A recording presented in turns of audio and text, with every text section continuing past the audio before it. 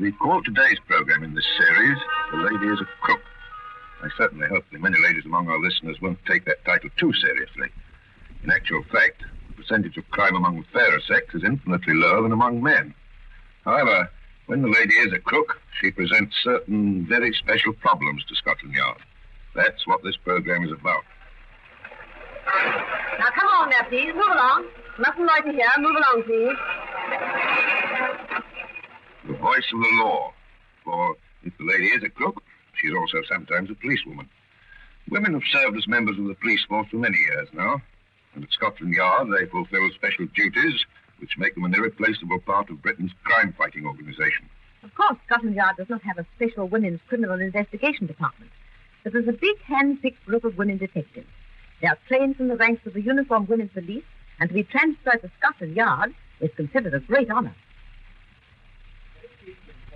But you have been seconded for work at the CID. I don't need to tell you that this will give you an opportunity of showing the qualities of self-reliance and initiative. Thank you, sir. I think you'll like the work, and I hope the Yard will like you. Good luck.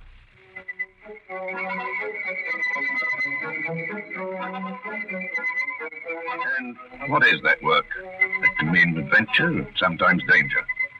Listen to the story of Rose, for that's the name by which we've called her. She was a woman detective at Scotland Yard. Just before World War II, the activities of the Irish revolutionists were occupying the attention of the special branch of Scotland Yard.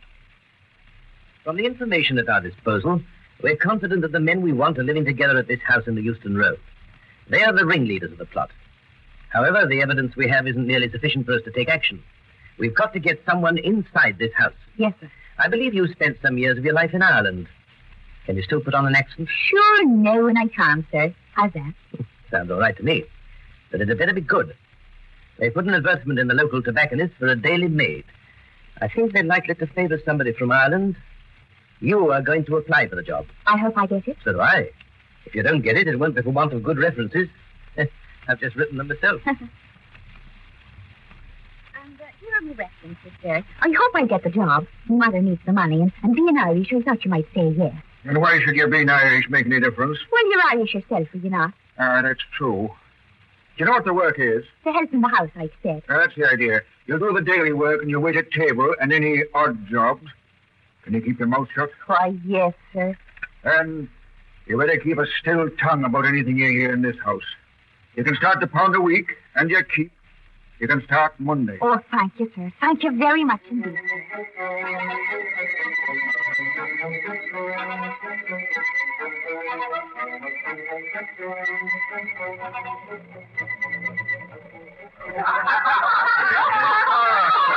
That's just about the idea. Everything's set now, and the rest up to you. Now, you all know what you have to do. Hushman, the girl. Oh, she's all right, aren't you, Rose? I'm sure I don't know what you mean. Rose is no fool. I'll tell you this. She's the best maid we've ever had.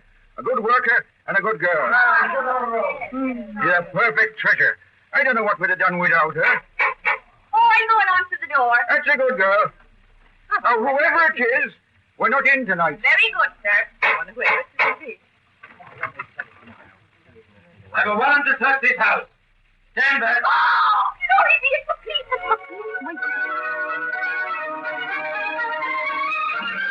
Rose was certainly a good girl. She'd spent 6 weeks in that house in the Euston Road, and the information she'd given while serving table for the ringleaders in the plot was enough to put them all in prison and to smash up the whole organization. The nice thing was that the plotters never even knew that Rose was not all that she seemed, a perfect servant. Of course, the last thing we want our women detectives to look like is detectives. One woman detective from the Yard, in the course of shadowing a suspect, adopted a variety of disguises. An old woman, a nurse with a pram, the baby in which, incidentally, she'd borrowed for the purpose from the wife of a Yard constable, a woman newspaper seller, a smart young typist, and on one occasion, a shambling middle-aged man. And here's another story from the files of Scotland Yard. The period, London, a few years ago. Of all criminals, the hardest to catch and often the cleverest is the receiver, the man who makes his profits from the risks taken by the smaller fry of the criminal world. We've had these premises under observation for the past 6 months. They're in Frith Street in Soho. So far as we can ascertain, there are 4 men and 5 women in this gang. I think not only are they receiving stolen goods, but they're also sheltering service deserters. This is a very bad neighborhood, which makes it all the harder to keep under observation, particularly at dark here in the blackout. Why don't we try raids, sir? Oh, that's not much good. We'd probably pick up the women, but the men would be too cute to be caught. All they would do would be to shut up shop and move on somewhere else. What we need is a volunteer, a woman who is prepared to conceal her identity and to go to live in Soho to mix with the lowest type of criminals and to get information. We shall need volunteers for this job, and from those volunteers we shall have to pick somebody who's brave and intelligent.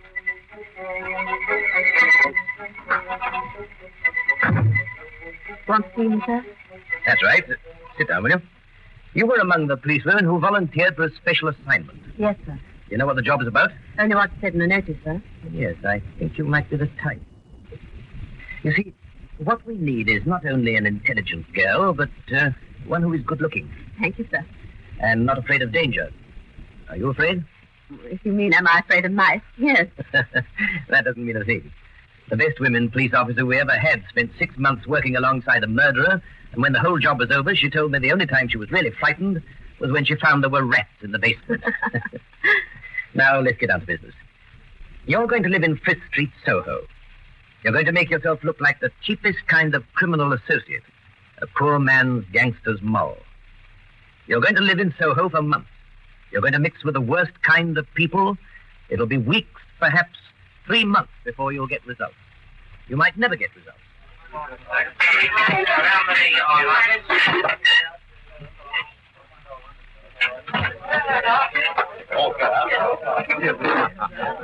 Oh, fine, please, miss. Hello. Hello, dear. Didn't think I'd see you tonight. Oh, it's cold, isn't it? Have a whiskey. Oh, yes, please. 2 whiskeys, please, miss. Come out, Doc. Here, you look worried. Anything the matter? Yes, it's my room. The roof leaks. It's awful. It's about half an inch of water on the floor. Honest? Too bad, dear. What are you going to do? I don't know where I'm going to spend the night. I think it'll be all right. Only for tonight, though.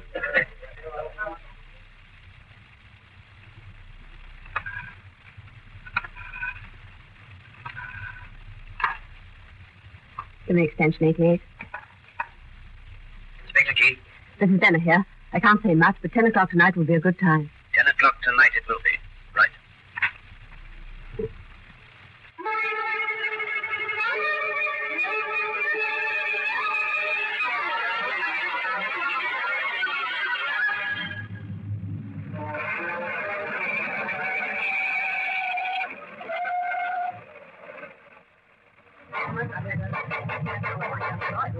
Out of the way there. Stand back. Stand back now. Out of the way there.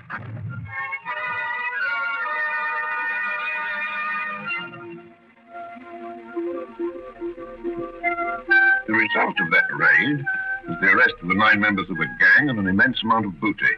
The result of a score or more of London robberies that had been marked off on the list of unsolved crimes. And as for the woman police officer, she went back to another job. More pleasant, but not as exciting as her brief experience as a gangster's moll. So much for the moment concerning the women of Scotland Yard. Now, let's take a look at this subject from another angle. The angle of the lady who is a crook. Ever heard of the 40 elephants? No, they're no relation to the 39 steps. But if you're talking about women criminals, this program wouldn't be complete without the 40 elephants. Let me tell you about them.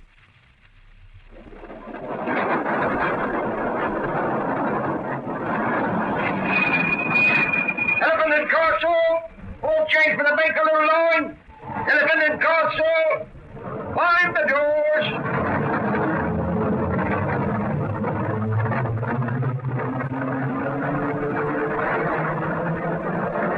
The Elephant and Castle, a public house in South London, which had given its name to a railway station, a district, and indirectly to a notorious gang of women criminals, the 40 Elephants. It was an apt name, for most of them were outsized women. One of them, in fact, was almost 6 feet high. They were the toughest bunch of hardened crooks ever known in the experience of Scotland Yard, and every one of them was a woman. The 40 Elephants had a definite line of their own. They specialized in blackmailing young crooks, particularly the young crooks whose hunting grounds were the West End clubs and smart hotel lounges. They had an uncanny knack of finding out just what jobs were being pulled off, who was in them, and just what the loot amounted to. Even the young male crook working on his own and fondly believing that what he was up to was his own secret would wake up one day with a shock to the realization that his activities were an open book to this band of tough, heartless women. The elephants wouldn't beat about the bush. They'd come along with a blunt demand for a percentage of the loot. This or that young male crook had managed to acquire by his roguery, and the gang's knowledge of just what that loot really amounted to would prove to be startling in its accuracy. Failure to hand over the demanded percentage would bring threats that he'd be given away to the police. If he just laughed at that, the young crook would find the elephants had another and much better card to play. One evening, a young crook was walking home late at night when...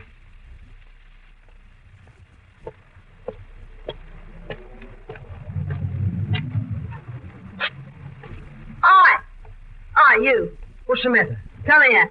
Yeah, what are you up to? Hey!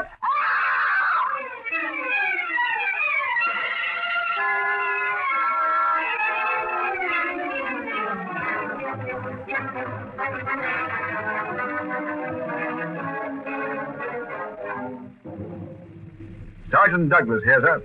Oh, yes, Sergeant. Far away. It's murder, all right, Inspector. There's a knife right through his throat. We've been through his papers, and I think we know who did the job. The 40 elephants.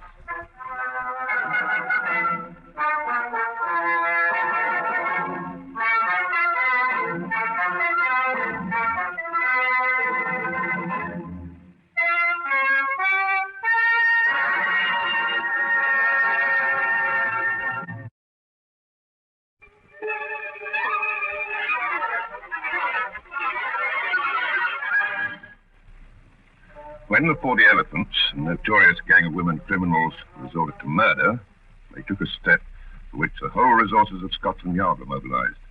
Intensive investigations produced immediate results. We found the 40 elephants one of the best organized gangs we had ever encountered. They didn't confine themselves to blackmail and violence. They weren't above doing a bit of well-planned shoplifting from some of the West End luxury stores. But blackmail was their main line. Some of the women were really attractive under the bright lights of London's nightlife. They would act as decoys for the netting of some luckless young visitor with money to burn. Once hooked, he'd either become a victim for straight old-fashioned blackmail or be enticed to a spot where other members of the gang would beat him up and rob him at their leisure. There were 4 of them. Blimey, it was awful. Great big women. All right, we know. Question is, did you recognize any of them? No, I never saw any of them before in my life. That was just the trouble. Every lead the police had for the 40 elephants came to a dead end, because the very men who could help the police were frightened of the consequences. There's an old adage, set a thief to catch a thief. And the Yard has an equally sound maxim, set a woman to catch a woman. There are Yard detectives I know who shudder at the very thought of women crooks. Skilled questioners as they are, they know by experience how very difficult it is to get any real information from a woman crook, even though she's fallen into their hands. For 9 times out of 10, she'll lie and bluff her way so effectively through his maze of probings that at the end of it, he'll have hours of worry, wondering whether, after all, he's not slipped up and made a wrong arrest. There's none of the male's traditional, it's a fair cop, acceptance of the situation about the average woman crook. Her guileless or, it may be, tearful eyes and unshakable denials will often tend to shake an experienced officer's belief in the accuracy of his own personal observation.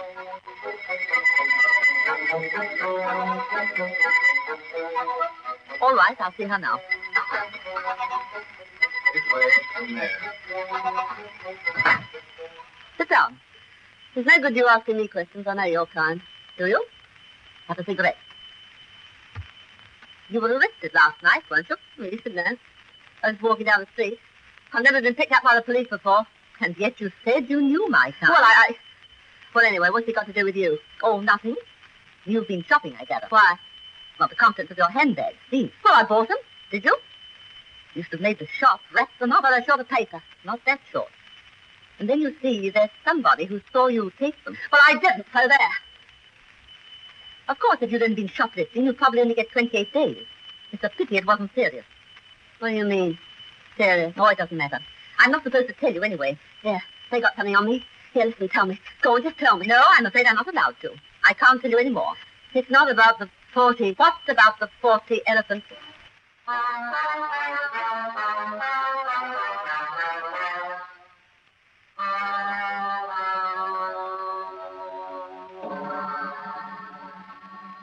Set a woman to catch a woman, and the bait, the oldest in the world, a woman's curiosity. From that tiny slip, great consequences due. No one was ever charged with murder, but one by one, the 40 elephants were hunted down. And today, they are no more than a terrible memory to fellow criminals, and another of the secrets of Scotland Yard.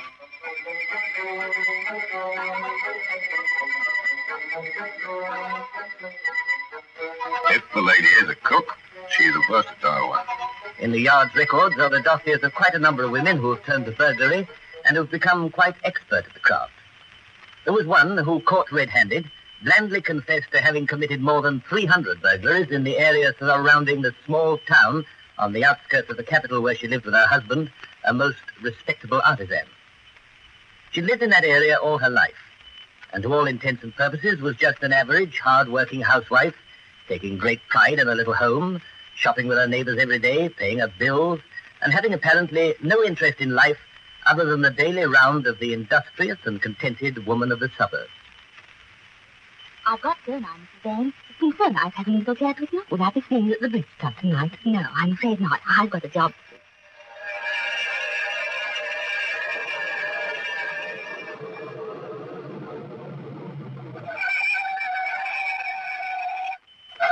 And what a job. Not only burglars, but blackmailers and smash-and-grab raiders have all been women. One of the most dangerous types of women criminal is the one who poses as a domestic servant. She'll produce fake references, get a job, stay a few days, and then decamp with every scrap of jewelry she can lay hands on. There was one woman, finally brought to book by the Yard, the 33-year-old mother of 4 children, who made as much as $1,000 a year by slick work of this kind. Every one of the women who employed her joined in describing her as the model domestic servant. Another type of criminal activity in which women specialize is that of the hotel thief. Here's the story of one of the cleverest of them.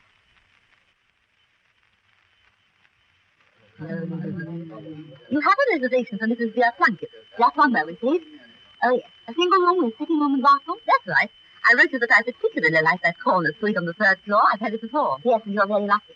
We can fix that on the 3rd floor, all right? Just the room you asked for. Thank you. I've not many bags, but I'm afraid they're rather heavy. They certainly were heavy. But little did the page who stayed with them for the lift know that all they contained was a collection of scrap iron. Mrs. Plunkett had obviously not come to stay. Late that evening, on the corridor by the lift on the 3rd floor, one of the roommaids opened the door of an unoccupied suite. Oh,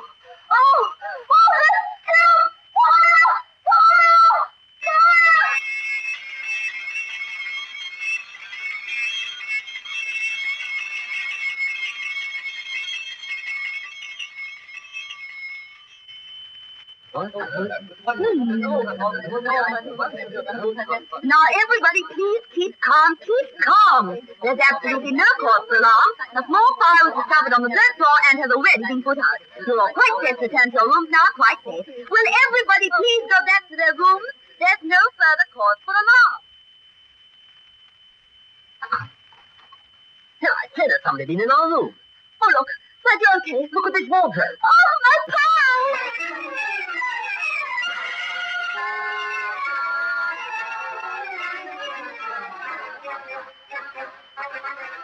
Mrs. Plunkett had disappeared. She'd fetched an extremely attractive double, arson and theft. For a long time, this little gamble paid off very well, until one day... You have some reservations for me, Mrs. Hardy Forsyth. Just one moment, please. Oh, yes, Mrs. Hardy Forsyth. Here we are.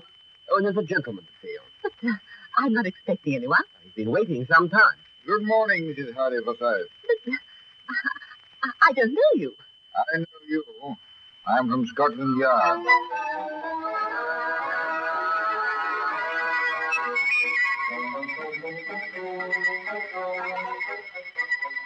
Mrs. Plunkett, maybe as Mrs. Hardy Forsyth, had, like so many other crooks, become careless. She'd written the same letter once too often, and an alert receptionist, plus the records of Scotland Yard, did the rest. Mrs. Hardy Forsyth is now registered at an hotel which she won't be leaving in a hurry. Perhaps the cleverest of all women confidence tricksters was a woman crook who specialized in working with a conjurer as a confederate. Her method was to persuade a man to allow her to tell him his fortune. If you'll just place your hand on the table for me. That's right. Take no notice of anything. I'm going to dim the light. Abdul, my assistant, will be standing over there by the door, and I want you to look into my eyes and concentrate. Above all things, concentrate. That'll be easy, though. I can concentrate on you all day. That won't be necessary. The seance only lasts 15 minutes. Oh, of course, you can have a second seance if you like. Let's take first things first, Tom. Abdul, dim the lights. Very good, ma'am. Now look into my eyes and concentrate. Think of nothing but me. Tell me about yourself. Well, No. Let me talk first. Listen to me. Look into my eyes. Think of nothing else. Concentrate.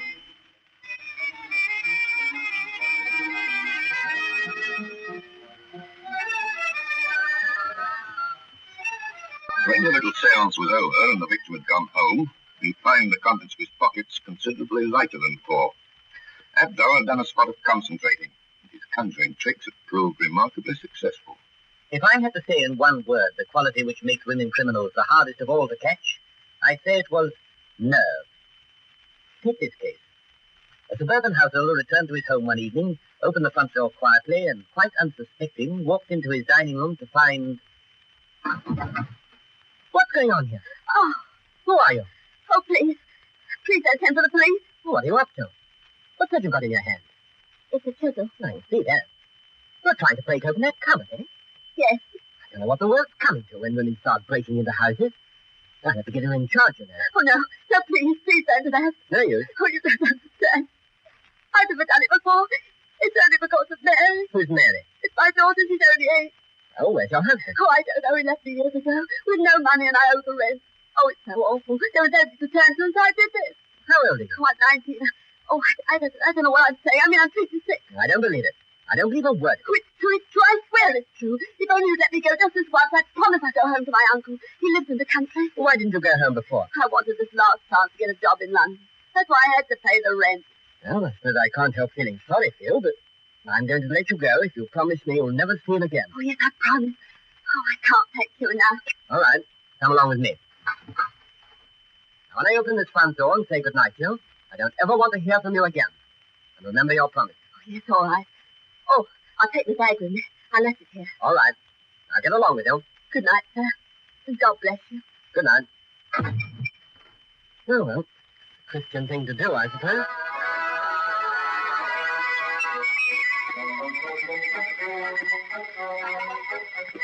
May have been the Christian thing to do, but I'm not sure it was altogether the wise thing. You see, the bag which the young lady had picked up in the hall was admittedly her own, but its contents were not. It contained the majority of her loot from upstairs, including the family silver and most of his best clothes. Well, there you are. When the lady is a crook, she certainly needs watching. And on behalf of Scotland Yard, I can tell you that we're exceedingly glad the percentage of women criminals is as low as it is. Having heard this program, you'll probably agree. Once again, to these ladies among our listeners, please don't be offended. For, as we all know too well, you would never stoop to the pettiest deceit. Ask your husbands.